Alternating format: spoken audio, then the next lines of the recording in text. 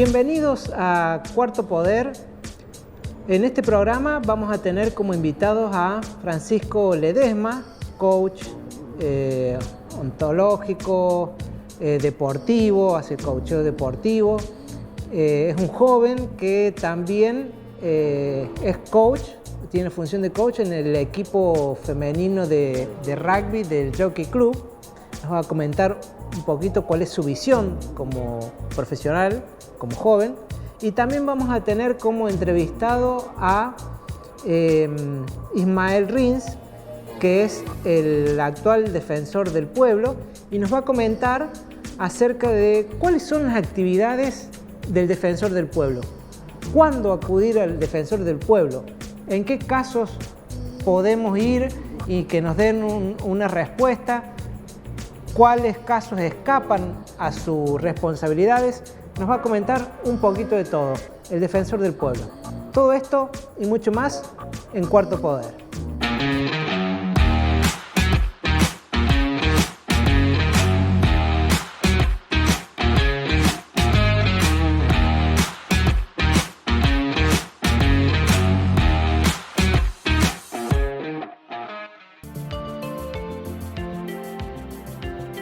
Capire Group. Somos una organización integral y global que se anticipa a los cambios, a la vanguardia del conocimiento, apostando a la innovación y creatividad con el objetivo de contribuir ampliamente a la sociedad. Brindamos servicios de consultoría, management empresarial y asesoramiento integral.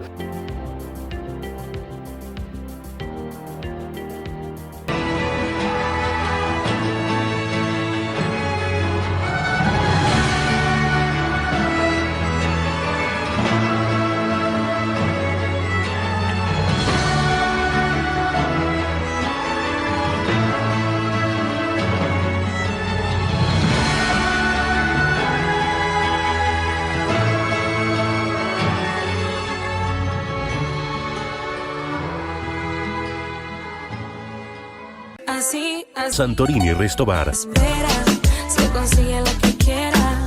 Así. Santorini Resto Bar Café. Puede pasar lo que sea. Hoy por ti, después por mí. Vamos allá, estamos aquí. Hoy por ti. Santorini, el auténtico sabor mediterráneo. Estamos aquí.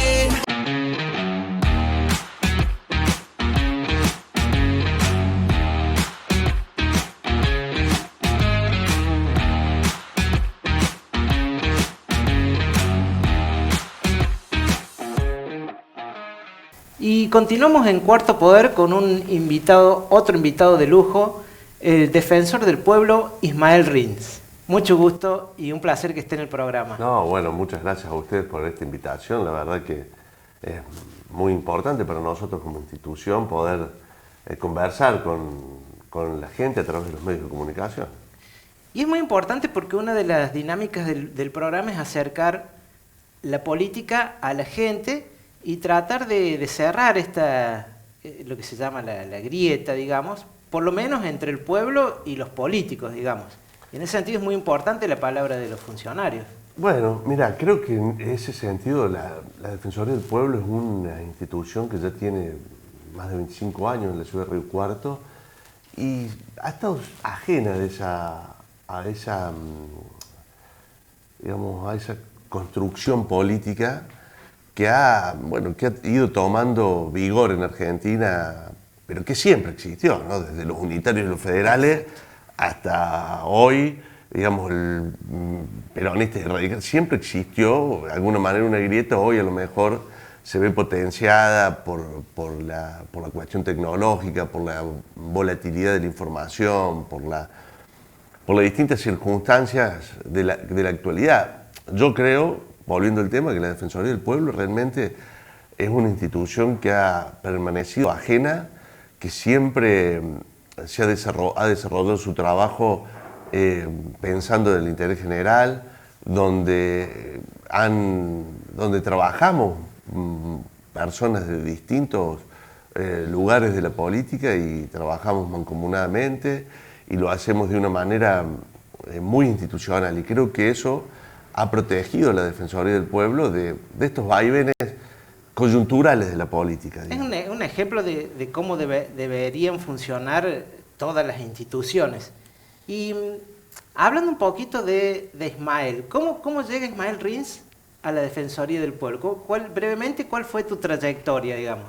Bueno, brevemente la voy a decir porque fue breve también, entonces no tengo muchas alternativas de alargar. Mira, yo participé como candidato concejal por allá por las elecciones de 2016. En ese momento era candidato Eduardo Juni a intendente, compitió contra Juan Manuel Llamosa, Pablo Carrizo, otras personas que se presentaron. Nosotros salimos electos, yo era concejal número 5, perdimos, salimos electos 7 concejales. Bueno, yo estuve dentro del Consejo Deliberante de 3 meses. El Partido Radical me propuso como candidato de la Defensoría, puesto que quienes estaban en la Defensoría, Guillermo Rivas, pasó al Ejecutivo, y Estela Concordano ya era candidata a concejal, o sea que había asumido como concejal.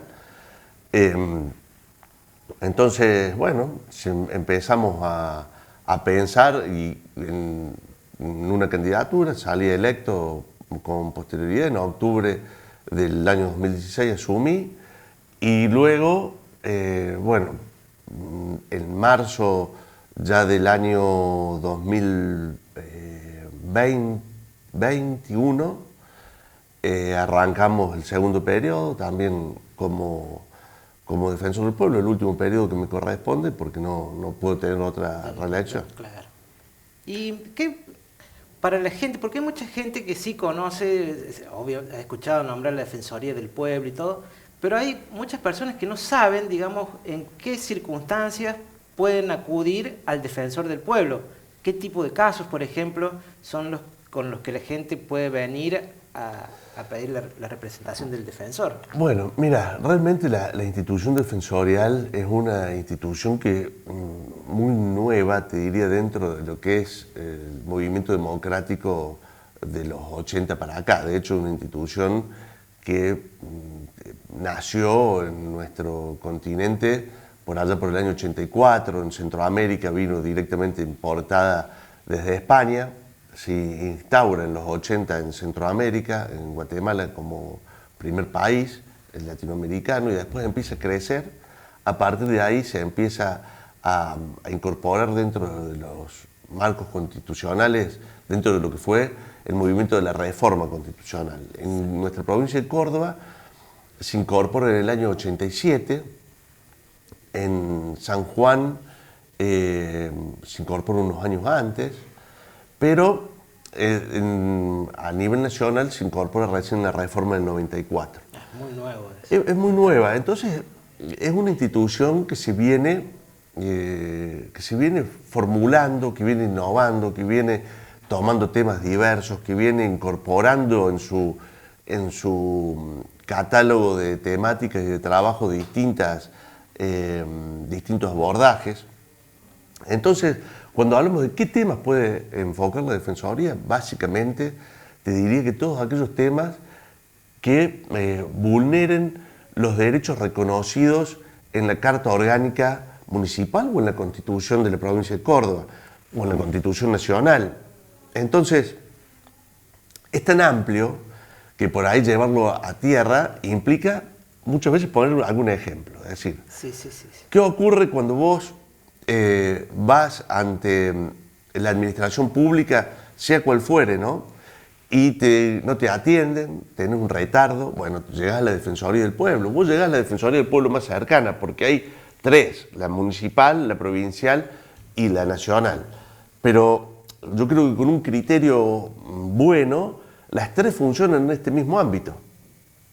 Entonces acá tenemos una sede de la provincial y una sede de la nacional. Entonces derivamos, de acuerdo a la casuística, abordamos cuando hay problemas vinculados a la salud, la educación, el trabajo, la vivienda, de acuerdo al abordaje, ¿no? Porque muchas veces si se trata de un problema laboral individual, tienen un ámbito específico de tratamiento, ¿no? Si se trata a lo mejor de alguna cuestión vinculada al trato indigno o a una situación de discriminación, básicamente lo que se enfoca son los derechos humanos o los derechos fundamentales desde un abordaje, por ejemplo, desde el consumo, ¿no? Decimos, el consumidor, bueno, tiene un tratamiento en la Defensoría del Pueblo, pero nosotros no aplicamos estrictamente lo que es la Ley de Defensa del Consumidor, que la aplica un organismo que funciona dentro del ámbito del Poder Ejecutivo. Entonces nosotros, si bien usamos esa ley de alguna manera, una aplicación, digamos, no directa, usamos todo lo que tiene que ver con el trato digno de las personas frente en su situación como consumidores, por ejemplo, O ¿no? sea que básicamente para que el vecino entienda, si siente que sus derechos constitucionales o lo que tenga que ver con los derechos humanos se ven vulnerados, puede acudir Exactamente, a la exactamente. Defensoría. Y sobre todo aquellas poblaciones más que se llaman poblaciones vulnerabilizadas o en situación de vulnerabilidad. Hablamos de personas en situación de discapacidad o personas con alguna enfermedad, hablamos de la cuestión de la discriminación vinculada al edadismo, las personas mayores, la cuestión de las vulneraciones digitales, que es un tema que estamos abordando mucho en la Defensoría, ¿no? Que va dejando fuera muchas personas. Por eso digo, son tan grandes que hay que poner ejemplos, digamos, el abordaje es tan grande que hay que poner ejemplos. Pero vos has hecho un buen resumen, es decir, cuando vos te ves vulnerado en tus derechos, no sabes para dónde salir, porque muchas veces pasa, o muchas veces el organismo que te tiene que atender, por ejemplo, rentas. Es decir, vos decís, che, yo tengo un problema con los impuestos en renta, pero vas a renta y renta no está más, digamos, no tienen dónde no tiene acudir. dónde acudir, bueno, termina en la Defensoría. Son temas que a lo mejor nosotros terminamos resolviendo la cuestión individual, nos gustaría resolver la cuestión estructural, es decir, rentas debería estar abierto. O sea, básicamente, o sea, la Defensoría del Pueblo, como su nombre lo indica, está siempre más ligado a los sectores más vulnerables. ¿Cómo ve Ismael, digamos, la situación, estando en función en la Defensoría del Pueblo, cómo ve la situación general y particular, digamos, en la nación, en la provincia, en la ciudad? ¿Cómo ve la situación social, por ejemplo?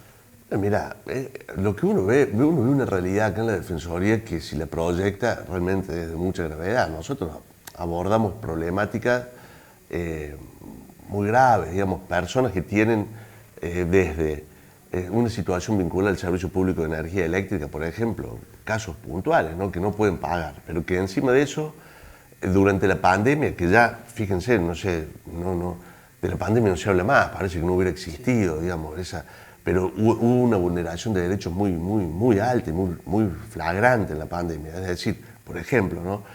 Personas que durante la pandemia venían exentas del impuesto, hablamos de personas mayores, jubiladas, que cobraban muchas veces la mínima, que venían exentas del impuesto de renta, en la pandemia les dieron de alta, les iniciaron un juicio, les quieren cobrar los impuestos, digamos, de los cuales estaban exentos, vienen con una cédula de notificación de la provincia porque le quieren cobrar los impuestos, que estaban exentos, que no pueden pagar la luz, que no tienen una cobertura de obra social. Encima de eso van al banco, el banco les hace descuento indebido, no pueden cobrar el total de la jubilación. En algunas ocasiones nos hemos enfrentado a situaciones donde personas en situación de discapacidad que cobran una pensión, embargada esa pensión por impuestos. O sea, todo eso pasó durante y No, y está después pasando de- hoy también. Ajá. Hoy está pasando. Es decir, cuando vos encontrás una persona enferma de cáncer, que llega a la Defensoría porque su obra social no le da la cobertura, y llega en una situación ya de desprotección total, porque tuvo que ir 20 veces a la obra social a ver si la obra social le prepaga, a ver si le cubrían y le piden que le traiga el análisis con menos de 3 semanas, porque si son 3 semanas y un día ya no se lo aceptan.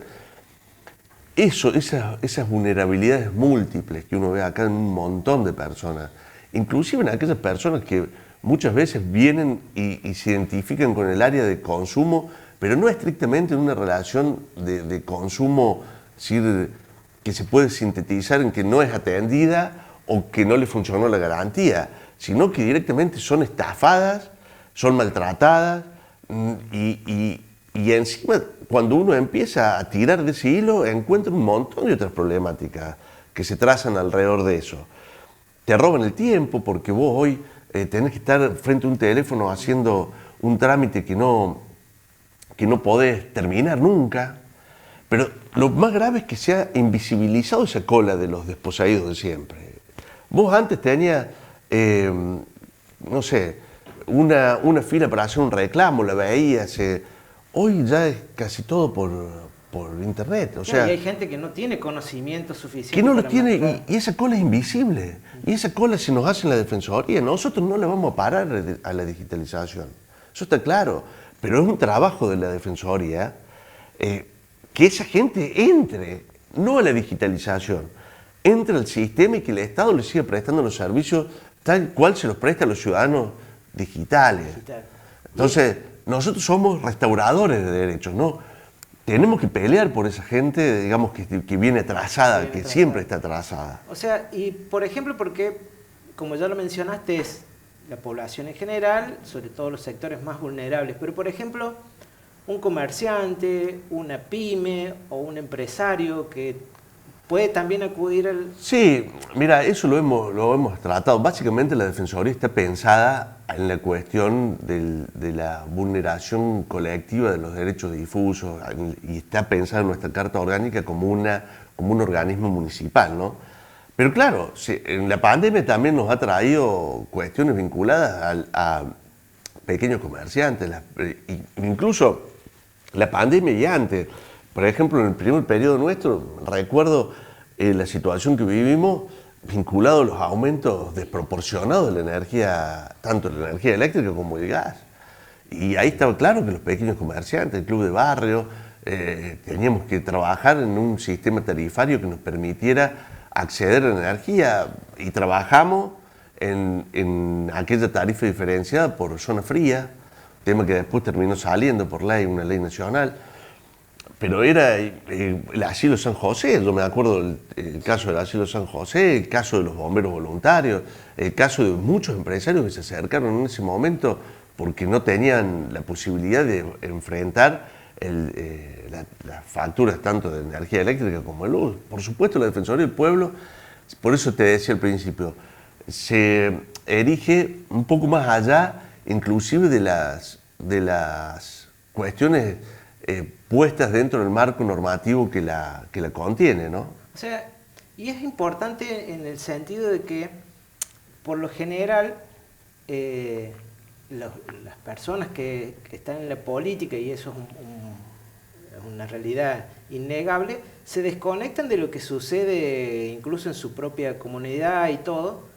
De ahí el reclamo y el rechazo de la gente muchas veces hacia la política, pero en la Defensoría del Pueblo, digamos que es el ámbito, digamos que sería casi obligatorio que todos los políticos debieran pasar por lo menos una temporada en la Defensoría del Pueblo para ver la realidad que vive o que sufre la comunidad, el pueblo, el ciudadano.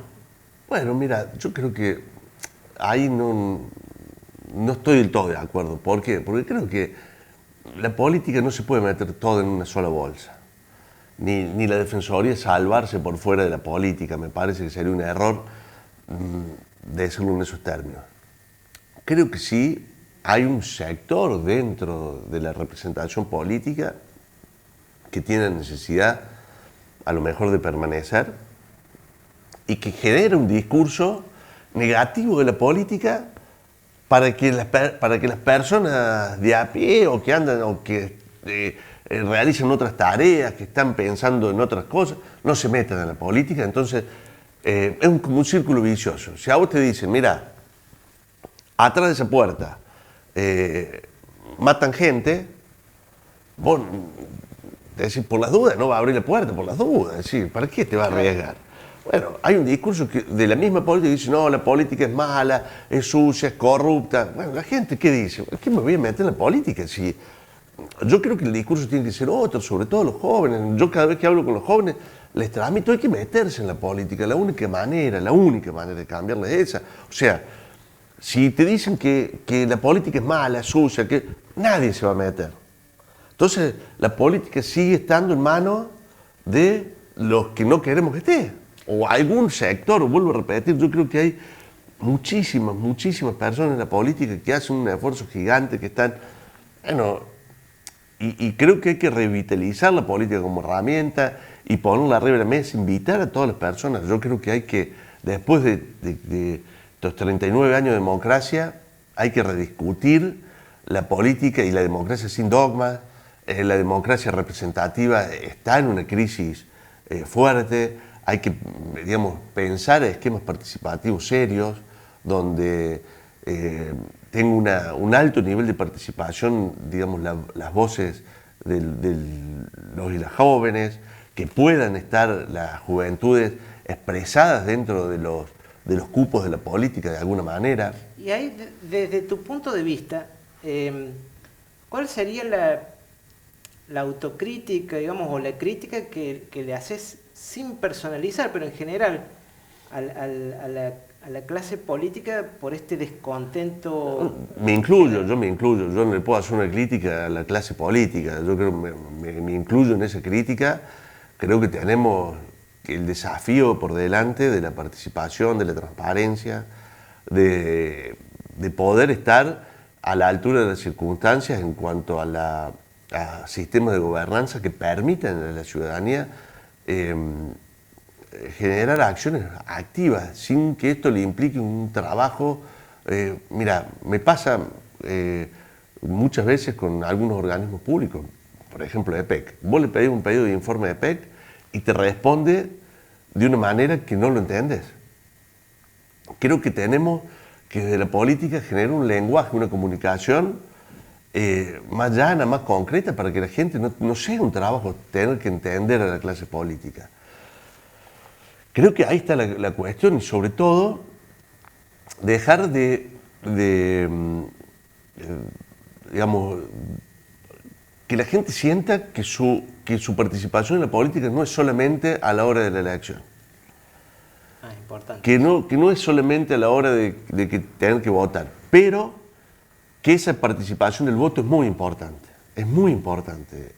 porque eso es lo que crea el camino que después se tiene que recorrer. Entonces, seguir instando la participación en cuanto a la posibilidad de elegir, pero también seguir instando la participación en la posibilidad de ser elegido, de poder, digamos, que no se agote en un presupuesto participativo, que está muy bien, que hay que reverlo, que hay que ver algunas cuestiones vinculadas a qué es lo que se vota en los presupuestos participativos. Creo que es importante que funcione, pero no solamente que se agote ahí, que haya esquemas de gobernanza plurales, donde la gente pueda participar con voz y con voto de algunas políticas públicas. Creo que es muy importante empezar a pensar una política de una democracia participativa en serio.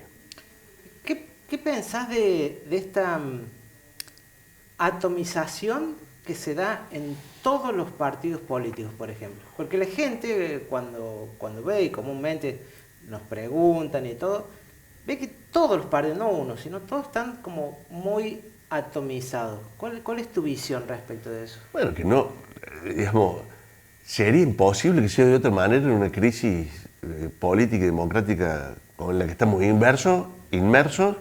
Sería imposible que los partidos políticos tengan, digamos, estén ordenados. Y, digamos, yo creo que hay en esta misma crisis de representación, los partidos políticos hemos entrado en esa lógica, y esa atomización responde un poco a esa crisis de representatividad, donde también tenemos que ser conscientes que vivimos en un país donde, digamos, si se quiere, el caudillismo ha sido un signo de nuestra democracia. Es decir, tenemos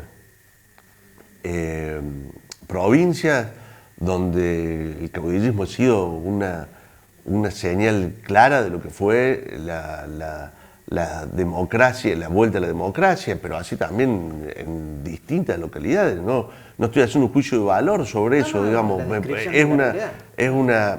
Yo en lo personal me parece que no es bueno del todo, pero también creo en la democracia y en la capacidad de elección de las personas. Sí, y bueno, creo que también para mejorar la calidad democrática, sin duda hay que apostar a la educación. A la educación no solamente lo que conocemos como la metodología formal de la educación o los trayectos formativos formales, digamos, la educación primaria, secundaria y universitaria, sino también una educación transversal en todas las actividades de las personas, las actividades deportivas, artísticas, culturales. Creo que ahí también hay que generar, digamos, cuestiones educativas que permiten un crecimiento para la posibilidad de elección. Digamos, también creo que la posibilidad de elección hoy se ve afectada por las redes sociales y por los algoritmos que directamente afectan, digamos, y esto digo, afectan el discernimiento y la intención de las personas, porque lo canalizan. Todos sabemos que los celulares nos devuelven la información que el algoritmo nos determina. Entonces, ese algoritmo también nos va determinando hacia cierto camino de elección, claro. Y eso también yo creo que socava un poco la base democrática, entendiendo que la democracia es la libre elección, digamos, la libre participación de las personas. Creo que la libertad se ve un poco afectada por eso, pero bueno, vuelvo sobre el tema que planteaste. Los partidos políticos, digamos, han hecho un recorrido también en función de personalismo fuerte, y eso, digamos, la construcción institucional se ve afectada.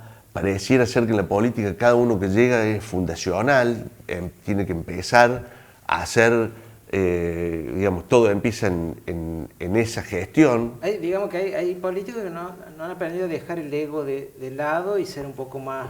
Bueno, yo más que el ego te diría que es como que es la carrera de la presencia que hoy requiere la política para estar vigente. Es decir, vos, entonces... Es un poco un círculo vicioso. Yo creo que un poco la Defensoría se ha preservado de eso, mira, justamente haciendo un paralelismo, porque cada uno de los defensores que han venido han construido en función de lo que la otra gestión dejaba. Y eso ha servido porque, digamos, no es una institución que sea presionada por la política, digamos, en general. Ciertamente la Defensoría del Pueblo incluso está estudiado y todo, es una de las instituciones mejor vistas en la ciudad en donde existe.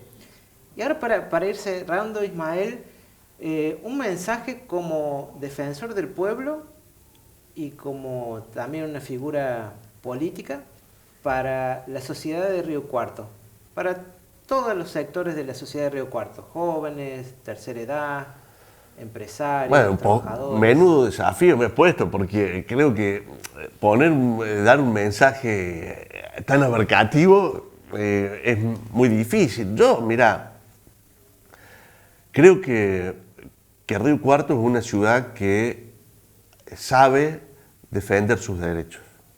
Sabe defender sus derechos, tiene conciencia de cuáles son sus derechos, pero yo insto siempre, parece, primero que tiene una valoración negativa, pero insto a la cultura del reclamo y de la queja en el buen sentido. Insto a la cultura del reclamo. Creo que reclamar por nuestros derechos nos hace bien, nos vuelve una sociedad más ambiciosa en el buen sentido de la palabra, buscando mejor calidad de vida, entendiendo que la empatía es el camino para poder mejorar y para poder progresar, y invitar a no bajar los brazos en esa cultura del reclamo y de la queja que nos sirva para mejorar.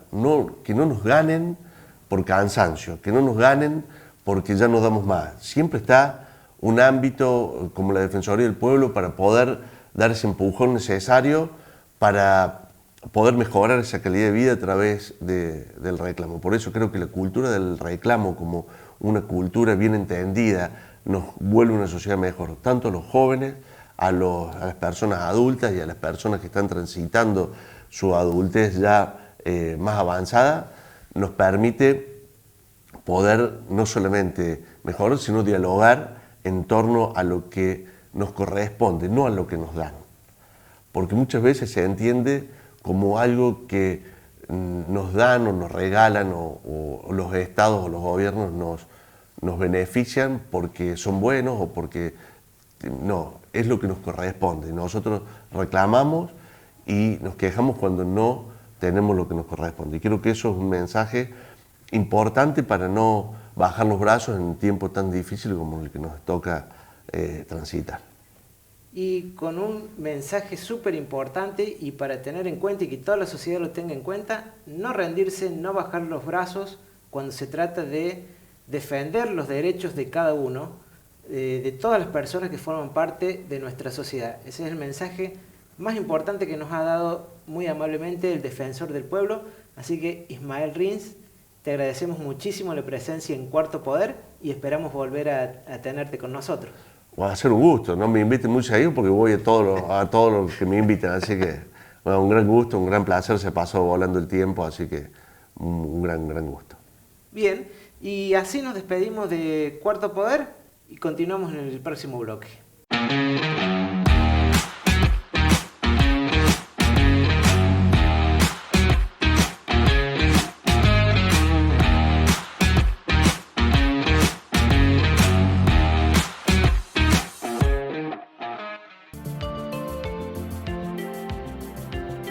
Capire Group. Somos una organización integral y global que se anticipa a los cambios, a la vanguardia del conocimiento, apostando a la innovación y creatividad con el objetivo de contribuir ampliamente a la sociedad. Brindamos servicios de consultoría, management empresarial y asesoramiento integral.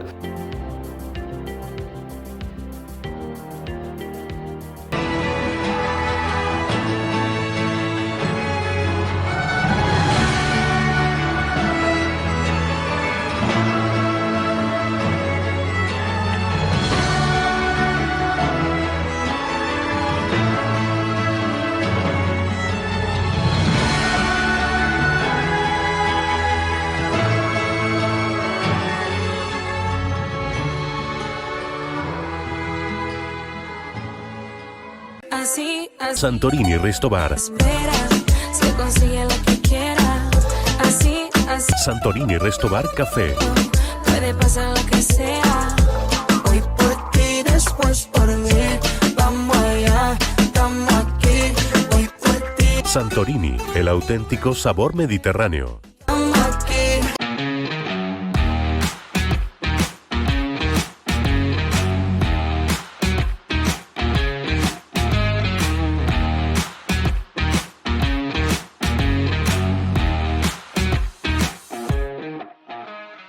Y en Cuarto Poder tenemos como invitado a Francisco Ledesma, que es coach ontológico, coach deportivo, estás cursando un máster en PNL y sos coach del equipo femenino de rugby del Jockey Club, ¿verdad? Correcto. Bienvenido a Cuarto Poder. Muchas gracias, César. Para comenzar, digamos, háblanos un poquito de tu carrera, de cómo empezaste con el tema del coaching hasta llegar al PNL. Bueno, a ver, fue una trayectoria que me costó encontrar. Realmente encontrar lo que apasiona hoy en día es un reto bastante grande. Yo creo que alrededor del 2018 me empecé a interesar por el tema de lo mental, de la superación personal y demás. Entonces me largué en el 2019 a cursar el coaching. Lo terminé en el 2021, en marzo más o menos. Continué en el 2020 también iniciando por ahí un máster de PNL, que hasta el día de hoy estoy cursando ya su segundo grado, que es un máster. Y bueno, en la actualidad estoy haciendo lo que es coaching deportivo. ¿Que ahí es donde estás estoy haciendo ahí en rugby femenino, lo que es Jockey Club. Esa sería más o menos, en resumen, mi el resumen de la trayectoria. carrera. Sos joven, ¿cuántos años tenés? Y yo tengo 26, recién cumplidos. Súper joven, así que, ¿qué fue lo que te motivó a estudiar y a adentrarte en el mundo del coaching? Desde alrededor del 2015 me empecé a interesar por algunos videos de superación personal. Entonces veía por ahí oradores motivacionales que trabajan mucho la mentalidad y dije, bueno, voy a empezar a indagar. De repente se cruzaron algunos cursos o información y lectura de lo que era el coaching, de mentalidad y demás. Entonces dije, bueno, esto está bueno. Lo leía de manera natural, me gustaba, me copaba, entonces me adentré. Dije, esto es lo mío. Esta es mi vocación. Esto es lo que quiero hacer. Y a partir de ahí lo fuiste direccionando también un poco al coacheo deportivo. En el camino, bueno, yo juego al rugby hace varios años, ahora estoy jugando en lo que es primera de jockey. En el camino me interesé, que será 22, a finales del 2021, me interesé por dar una mano en lo mental a los deportistas. Dije, bueno, puedo De aplicar, tu equipo, digamos. de mi equipo, digo, puedo invertir mi tiempo, mi conocimiento y todo lo que he aprendido en el club, dar una mano.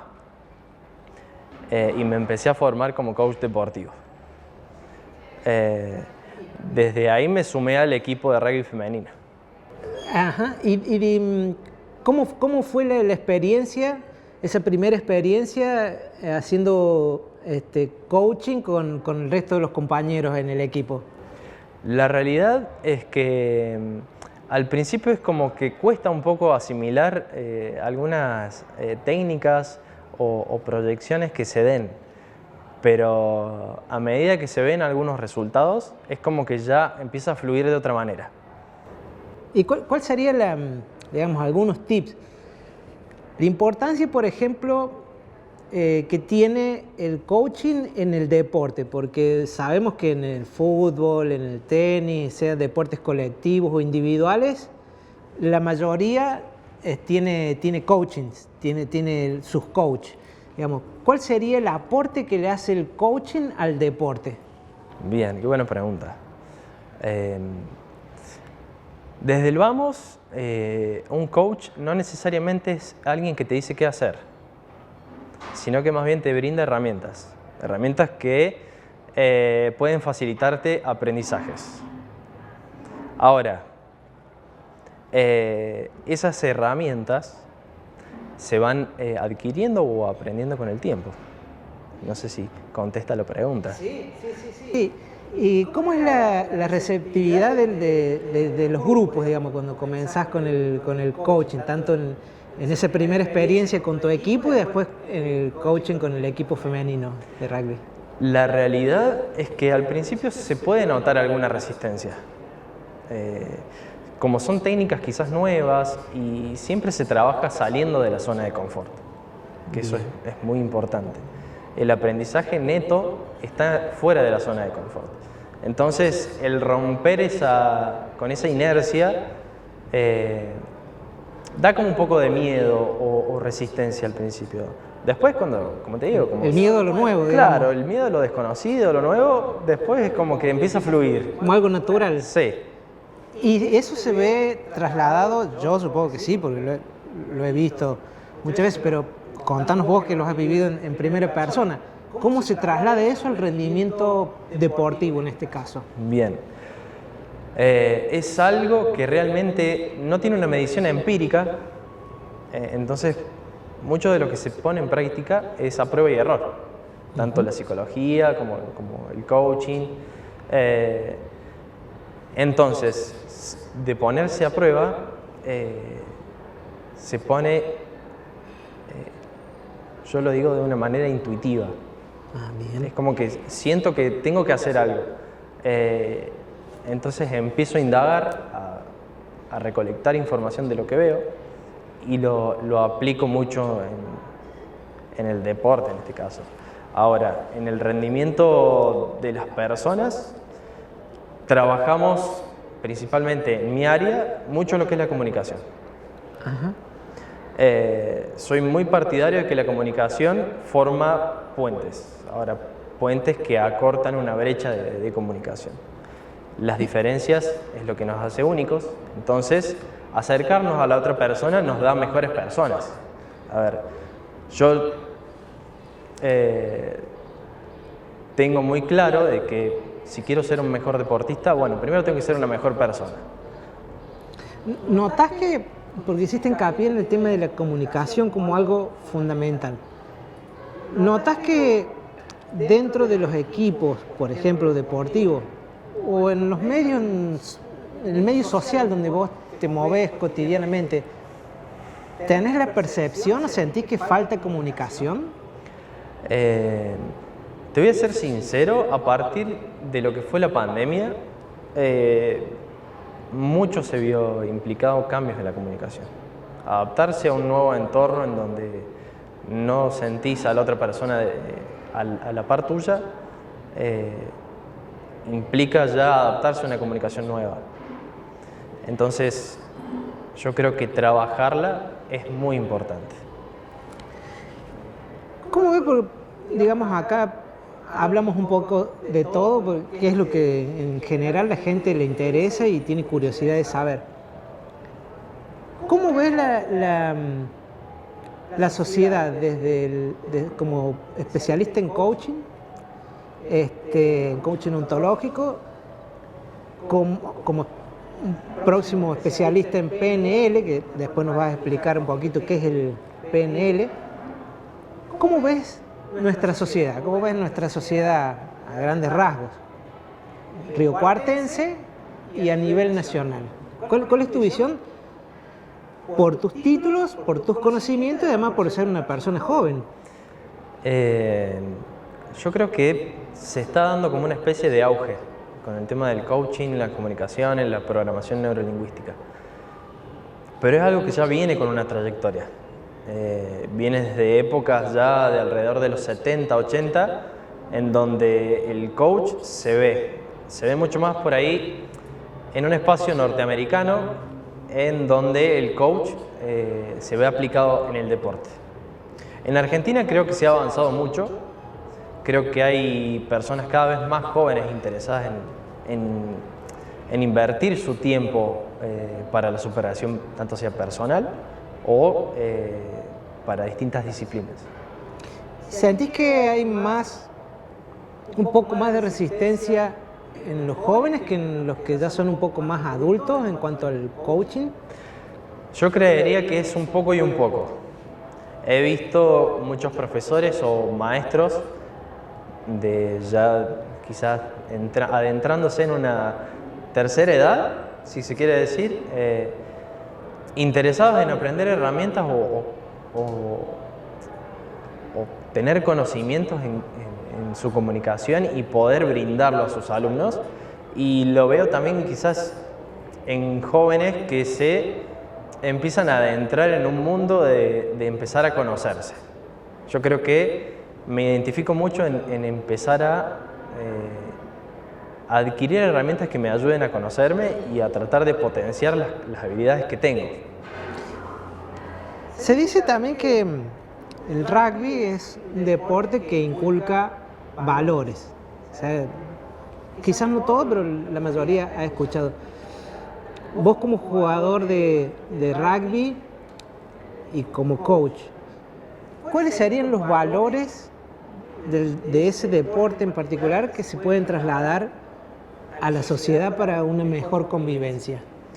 Yo creo que la base del deporte que es el rugby es el respeto. Siempre hacia el otro un respeto, de igual a igual. Entonces me parece que es un valor que de por sí lo inculcamos. Creo que en especial el rugby femenino en jockey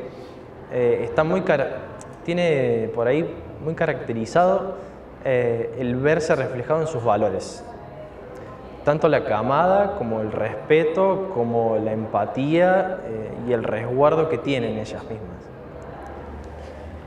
¿Cómo es trabajar el rugby? Porque digamos, que forma parte también de las estructuras mentales. El rugby femenino, contanos un poquito cómo es el rugby femenino, cómo se desarrolla en la ciudad y cuáles algunas de tus funciones dentro del equipo femenino de rugby. Te tengo que ser honesto, arranqué con ellas y tenía un montón de incertidumbres, de quizás no encajar, de quizás de que no se viera reflejado y un montón de incertidumbres que eran propias.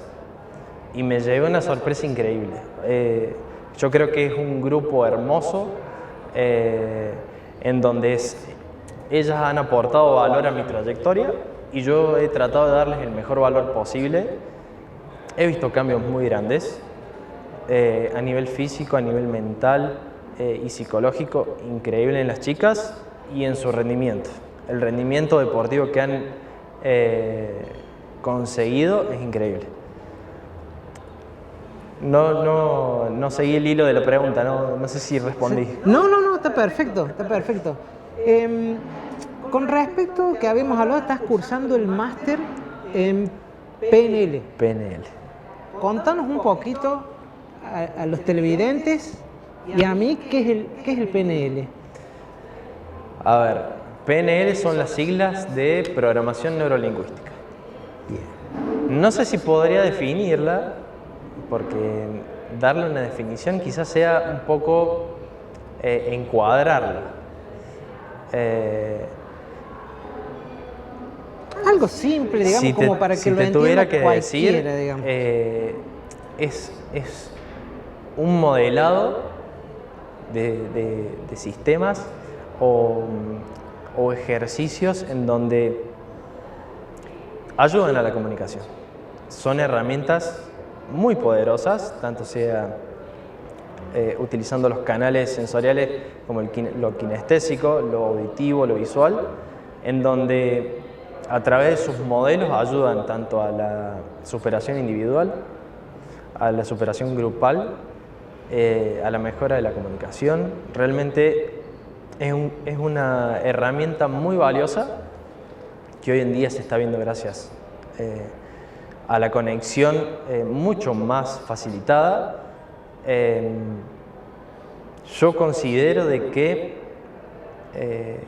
es algo que le suma a cualquier área. He visto psicólogos usar la PNL, he visto médicos usar la PNL. Bueno, en coaching se ve mucho la PNL y la trabajo a diario.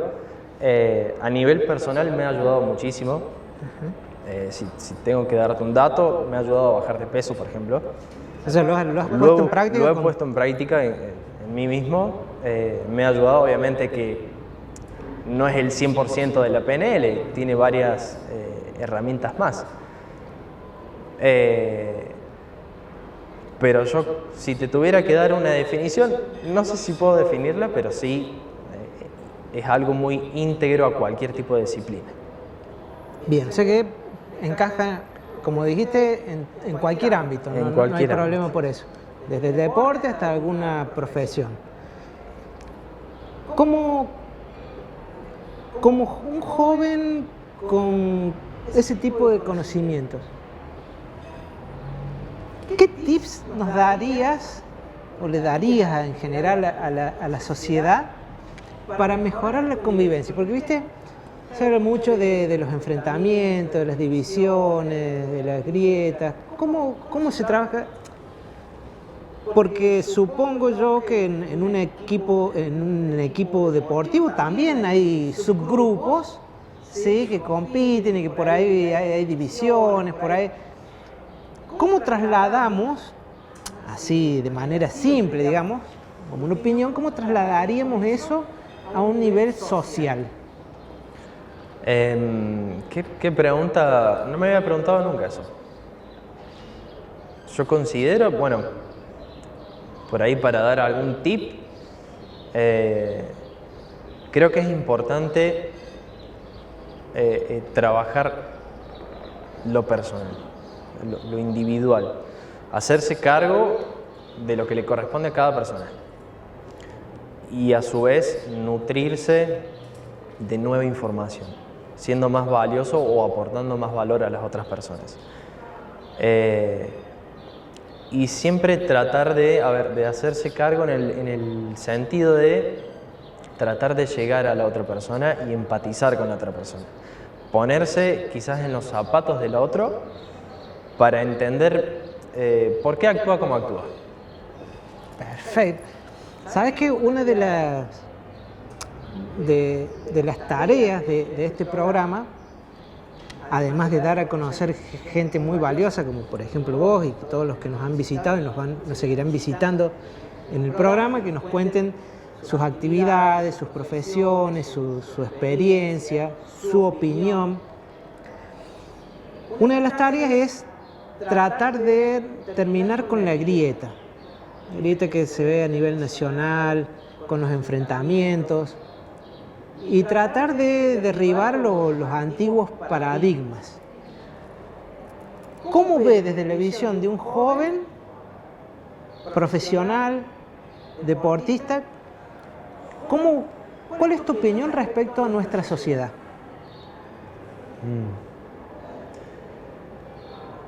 Considero de que no puedo dar una opinión del 100% de algo. No puedo generalizar.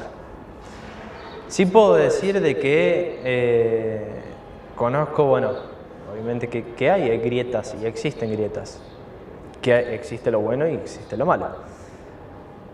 Ahora, creo que quienes trabajan o ayudan en salud mental, siempre es bueno dar participación o colaboración a quienes más lo necesitan. Yo creo que la brecha surge de una necesidad de aportar valor a la otra persona.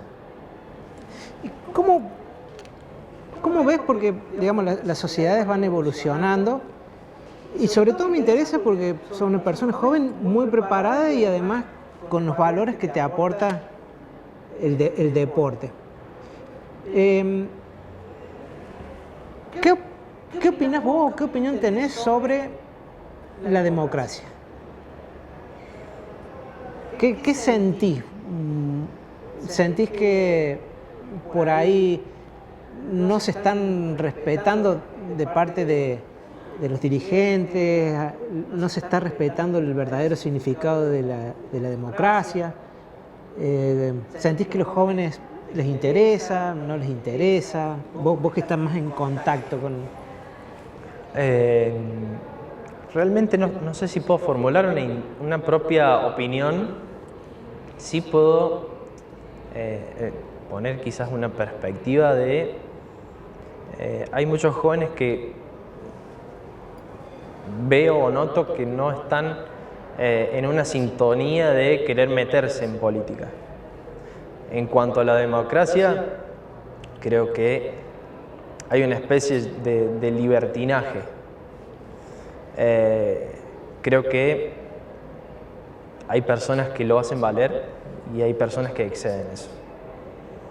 Eso lo que dijiste es muy importante y para tener en cuenta, o sea, porque una cosa es la libertad y otra cosa el libertinaje. Y es más importante aún viniendo de las generaciones más jóvenes. Por ahí es representativo del gran sector o grandes sectores de la sociedad.